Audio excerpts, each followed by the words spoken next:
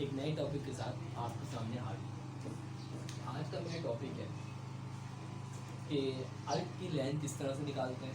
अगर हमें अर्क की लेंथ पता हो और रेडियस पता हो तो थीटा किस तरह से निकालते हैं।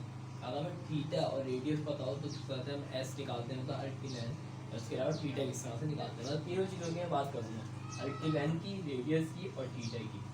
हमारे पास एक सर्किल है, अगर आपको उस सर्किल का रेडियस पता है और थीटा पता है तो आप अर्क लेंथ निकाल सकते हैं। तो मैं इन क्वेश्चंस के ज़रिए इन तीन क्वेश्चन को सॉल्व करते हुए मैं आपको बताऊँगा किस तरह से ये चीज़ें हम निकाल सकते हैं।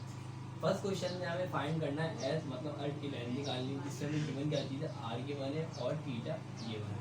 अच्छा, एक चीज़ याद रखिएगा, थीटा जो होगा हमेशा रेडियस में उसमें होना चाहिए, रेडियन के अंदर होना चाहिए, इसमें नहीं होना चाहिए डिग्री के अंदर। डिग्री में तो आप उसको रेडियन में कन्वर्ट करेंगे, फिर वैल्यूज को पुट करेंगे। सही। यहाँ पर आर दिया हुआ है सेंटीमीटर में और क्या दिया हुआ है, रेडियस दिया हुआ है। तो सिंपल मैं फॉर्मूला लगाया, एस बराबर होता है आर थीटा के, इन दोनों को आपस में मल्टीप्लाई कराऊंगा, यहाँ पर एस आ जाएगा। सेकेंड एग्जाम्पल के अंदर वहाँ पर जो दिया हुआ है आर हमें निकालना है, मतलब रेडियस हमें निकालना है। रेडियस हमेशा सेम होता है, इधर से सेंटर से लेके रेडियस सर्किल का रेडियस सेम होता है। तो मैंने एस देखा, एस क्या दिया यहाँ पर 10.2 सेंटीमीटर दिया, मतलब आर की लेंथ दी हुई है वो 10.2 सेंटीमीटर दी हुई है। थीटा में मैंने पहले बताया था आप लोगों को होना चाहिए, रेडियन में होना चाहिए, तो मैं दिया हुआ है 2 रेडियन यहाँ पर दिया हुआ है। अब मैंने यहाँ पे क्या किया, वैल्यूज़ को इसे पुट किया, क्योंकि यहाँ पे क्या हो रहा है, मल्टीप्लाई हो रहा है, वहाँ यहाँ क्या होता है, डिवाइड हो जाएगा, डिवाइड करूँगा तो यहाँ पर आर क्या आ जाएगा 5.1 सेंटीमीटर।